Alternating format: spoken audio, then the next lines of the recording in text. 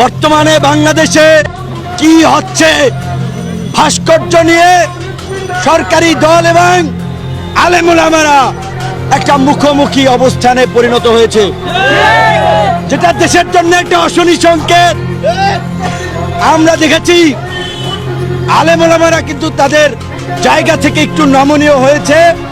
তারা বলেছে যে তারা দাবি দেওয়া জানিয়েছে ভাস্কর্য নিয়ে, সেই ভাস্কর্য সরকার তাদের দাবি দেওয়া শুনবে কিনা, সিদ্ধান্ত নেবে কিনা, সেটা সরকারের সিদ্ধান্ত।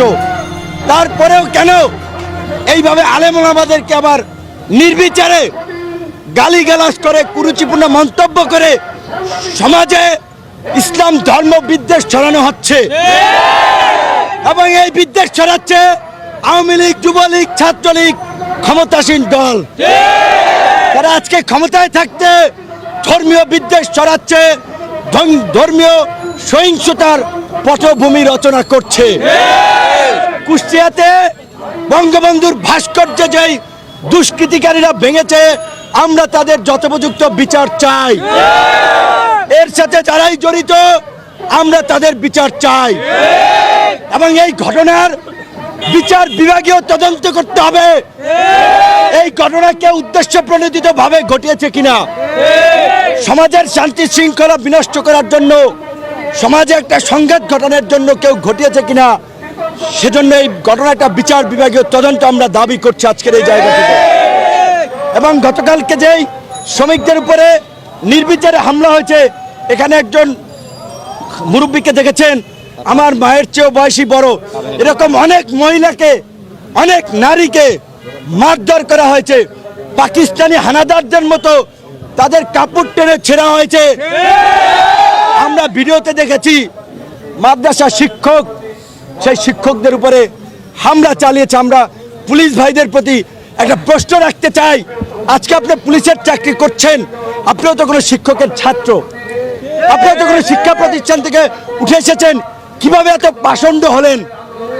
রাতের অন্ধকারে বয়স্ক মানুষগুলোর উপরে আপনারা হামলা চালালেন। আপনারা উঠিয়ে দিবেন, সরকারের নির্দেশনা ছিল তাদেরকে উঠিয়ে দিতেন, হামলা কেন করলেন? এই হামলার সাথে যারা জড়িত,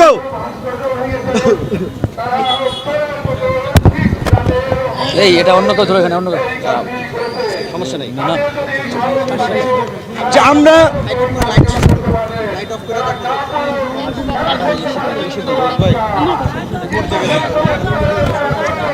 এই যে ঘুমন্ত শিক্ষক, আইনজীবী, ছাত্রদের উপরে নির্বিচারে হামলা চালালেন, আপনারা তো চাইলে তাদেরকে বাসির সিটি দিয়ে উঠিয়ে দিতে পারতেন।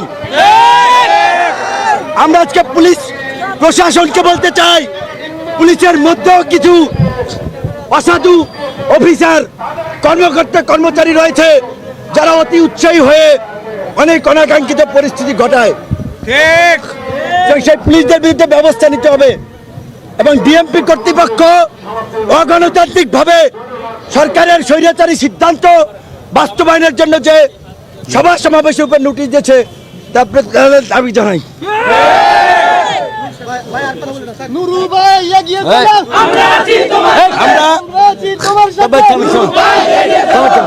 আমরা আবারও আজকের এই সমাবেশ থেকে কুষ্টিয়ায় বঙ্গবন্ধুর ভাস্কর্য যারা ভাঙচুর করেছে, এই ভাঙচুরের সাথে যারা জড়িত তাদের বিচারের দাবি করছি, এবং এই ঘটনার সুষ্ঠু তদন্তের জন্য বিচার বিভাগীয় তদন্ত দাবি করছি।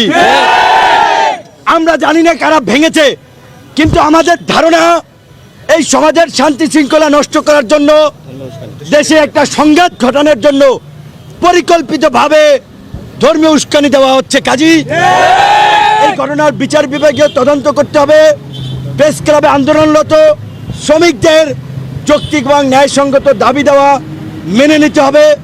আমরা সরকারের প্রতি আহ্বান জানাই, এই বিজয়ের মাসে শ্রমিকদের যেন আর রাজপথে না নামতে হয়। তাজরিনের শ্রমিকদের ক্ষতিপূরণ, A1BD শ্রমিকদের 11 মাসের বেতন ভাতা দিতে হবে, এবং শিক্ষকদেরকে আমরা শুনেছি গতকালকে তারা শিক্ষামন্ত্রীর সাথে বসেছে। আমরা বলতে চাই, এই শিক্ষকদের দাবি যদি না মানা হয় এবং তাদের উপরে হামলার সাথে যারা জড়িত তাদের বিরুদ্ধে দৃষ্টান্তমূলক ব্যবস্থা না নেওয়া হলে আমরা পরবর্তীতে ছাত্র শ্রমিক শিক্ষক জনতাকে নিয়ে বৃহত্তর ঐক্যবদ্ধ আন্দোলন করব। জনগণকে বলবো, আজকে সরকার তাদের ক্ষমতা হারানোর ভয়ে ভীত সন্ত্রস্ত, তারা ক্ষমতা হারানোর ফোবিয়াতে ভুগছে। সুতরাং আপনারা যদি ঐক্যবদ্ধ হন, এই স্বৈর শাসন আর টিকতে পারবে না।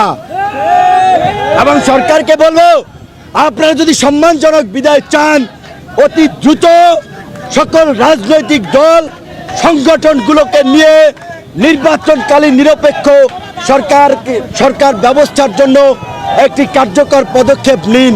অন্যথায় আপনাদেরকে গণ আন্দোলনের মুখে বিদায় নিতে হবে। কারণ আপনারা যতই তালবাহানা নাটক করেন, আপনারা দেখেছেন আজকে জনগণ কিন্তু ক্ষুব্ধ হয়েছে। আপনাদের প্রতি আর সেই জনসমর্থন নাই, কাজে আপনাদের বিদায় ঘন্টা বেজে গেছে। যতই আপনারা দলকে চাঙ্গা করার চেষ্টা করেন, ইস্যু সৃষ্টি করেন, ষড়যন্ত্র করেন, নাটক করেন, এদেশের জনগণ কিন্তু তাদের অধিকার আদায়ের দাবিতে শীঘ্রই রাজপথে নামবে। সেই সংগ্রামে এদেশের কৃষক শ্রমিক আপামার জনগণকে অংশগ্রহণের আহ্বান জানিয়ে আজকের মধ্যে এখানে শেষ করছি। ধন্যবাদ। সমাপ্ত। কিভাবে পুলিশ ন্যাক্কারজনকভাবে হামলা চালিয়েছে, এই হামলা আমাদেরকে সেই পাকিস্তানি হানাদার বাহিনীর 25শে মার্চ রাতের বর্বরতার কথা মনে করিয়ে দিয়েছিল। সেদিন দেশের মানুষ ঘুমন্ত অবস্থায় ছিল। সেই ঘুমন্ত নিরীহ বাঙালির উপর পাকিস্তানি হানাদার বাহিনী নির্বিচারে হত্যাযজ্ঞ আক্রমণ চালিয়েছিল।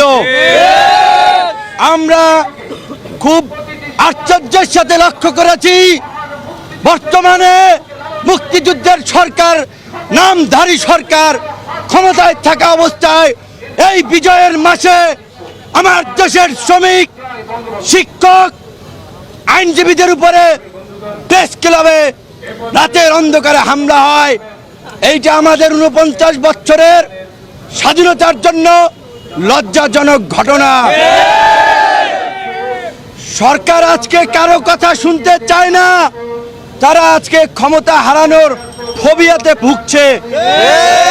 যখনই কোনো মানুষ তাদের যৌক্তিক এবং ন্যায়সঙ্গত দাবি দেওয়া সরকারের প্রতি জানায়, রাজপথে আসে, তখনই সরকার ভাবে এই বুঝি তাদের গদি নড়বড়ে হলো। সেই আতঙ্ক থেকে তারা কারো কথা শুনে না, তারা দমন পীড়ন করে মানুষের কণ্ঠকে দমন করতে চায়। তারা কালো কানুন করে সংবাদপত্রের কণ্ঠকে দমন করতে চায়। তারা ডিজিটাল নিরাপত্তা আইনের মাধ্যমে সাংবাদিকদের কণ্ঠকে রুদ্ধ করতে চায়।